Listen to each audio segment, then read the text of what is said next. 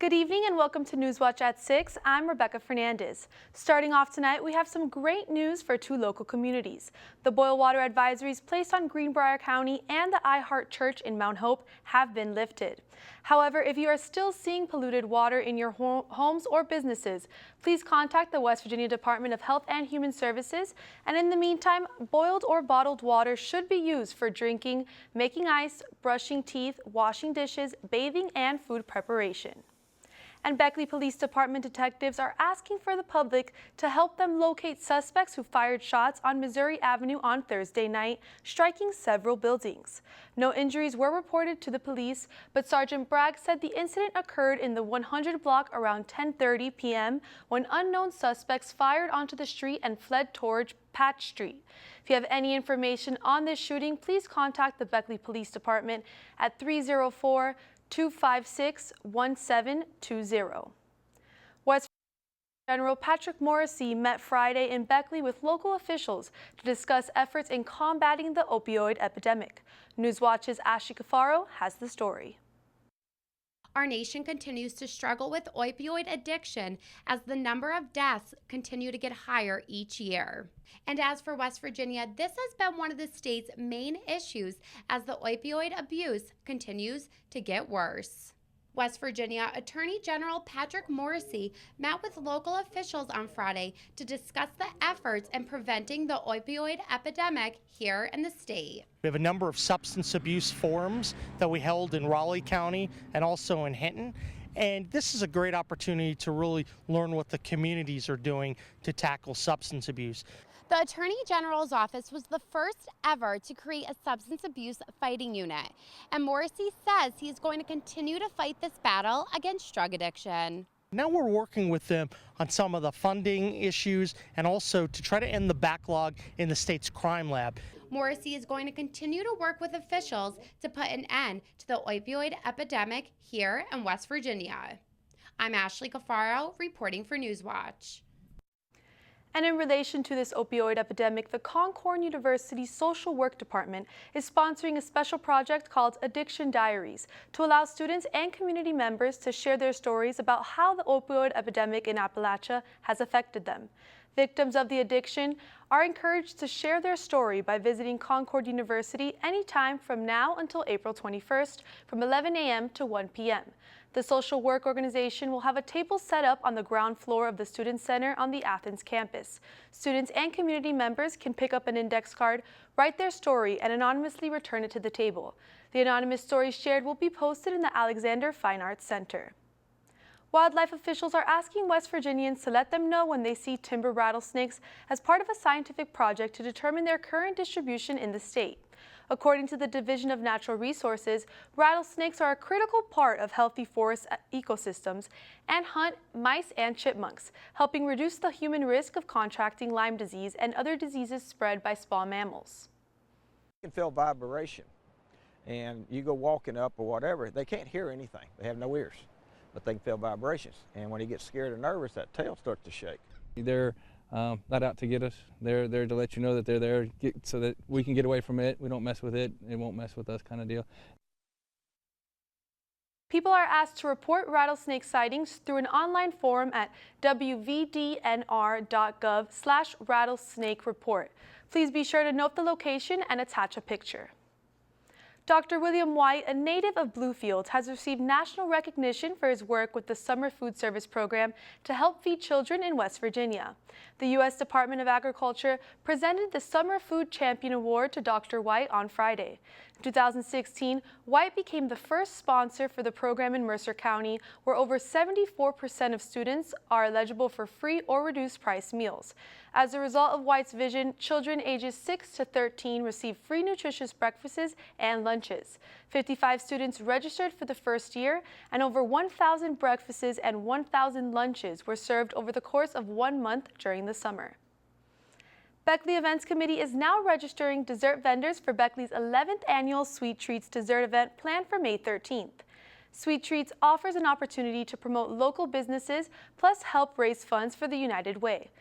Dessert participants must provide at least 100 samples for all guests. Registration details may be found on the city's website at www.beckley.org under the Beckley Events tab, or you can call 304-256-1776 for more information. Dessert and food vendors must register for the Sweet Treats event by April 28th. Still to come on Newswatch, Governor Jim Justice's news conference show to veto the budget bill by unveiling a pile of cow maneuver has everyone talking. Plus, local airport officials remain skeptical about Via Air's reliability in the Greenbrier Valley Airport. Those stories and more when Newswatch returns. Welcome back to Newswatch at 6. Now on to statewide news. Governor Jim Justice's theatrical news conference to veto the budget bill by unveiling a pile of cow manure has everyone talking, with the story even making international headlines. Eyewitness News reporter Leslie Rubin tells us what people are saying about the governor's demonstration. What we have is nothing more than a bunch of political bull, you know what. And with that unveiling of a cow patty atop the proposed budget served on a silver platter, West Virginia Governor Jim Justice's veto show made headlines. Not only here locally, but across the country and even some international newspapers picking it up. It's no secret Justice isn't shy about using props to make a point, and he defends his decision. The people of West Virginia deserve somebody that'll talk to them with straight talk. I mean, just straight down home talk. Justice not mincing words, taking shots at both sides. But it conveys the message of exactly what's going on. You've got a bunch of people that think they're at a circus, and they love it. They just feed on this politics thing, Democrats and Republicans alike. And we're worried about me bringing in a cow pie. You know, are you serious? Some, though, aren't too pleased with the show, thousands weighing in on social media. One man saying he's ashamed to be a West Virginian and urges the governor to act like one and not a circus ringmaster. Others think he proved his point. Wayne Riffle writing that he got the people's attention and the opposing party was made accountable. I think he's trying to make a point, kind of a stinky, messy point, but I think that's what his opinion of the budget was. Well, that was wrong. He didn't do it in the right way. That's really embarrassing, to tell the truth. You know, we got roads that are just terrible. We got people suffering from the flood. You know, I don't see either branch doing a whole lot right now, so they need to get, quit trying to score points with each other and get something done. Justice has urged lawmakers to stop the immature antics. So whether this was a mixed message or a strong one depends on who you ask. This is not a game. This is serious stuff. Yeager Airport officials have submitted an emergency infrastructure proposal to the West Virginia Department of Transportation, calling for the installation of a new system to stop planes that overshoot the end of the runway. The Charleston Gazette-Mail reports that $14 million plans for a new engineered materials arresting system is intended to be an interim safety project in advance of a $175 million long-term plan to lengthen the runway from 6,800 feet to 8,000 feet and add a safety overrun space. The proposal will be one of 5 infrastructure proposals submitted to President Donald Trump by Governor Jim Justice. And while the larger community may be ready to forgive Via Airlines' rocky start in offering commercial service to the Greenbrier Valley Airport, local airport officials remain skeptical that the carrier's newfound reliability can be trusted in the long run. A Thursday afternoon community forum was convened by Via Air to address continuing concerns about whether the airline can successfully fulfill its obligations to Greenbrier Valley Airport.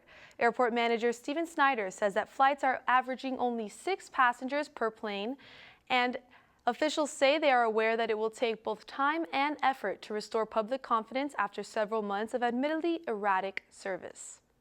And tonight in world news, there are now developments out of North Korea. Kim Jong-un showing off his newest military weapons that could put Americans in danger. ABC's David Wright reports. A powerful display of military might. North Korea putting its newest weapons on parade. Leader Kim Jong-un applauding. On display today, these, which may be intercontinental ballistic missiles, possibly capable of reaching the United States, and the newest weapons in North Korea's arsenal, submarine-launched missiles. Quite concerning because a submarine can hide and you can put it off the coast of either Korea or Japan.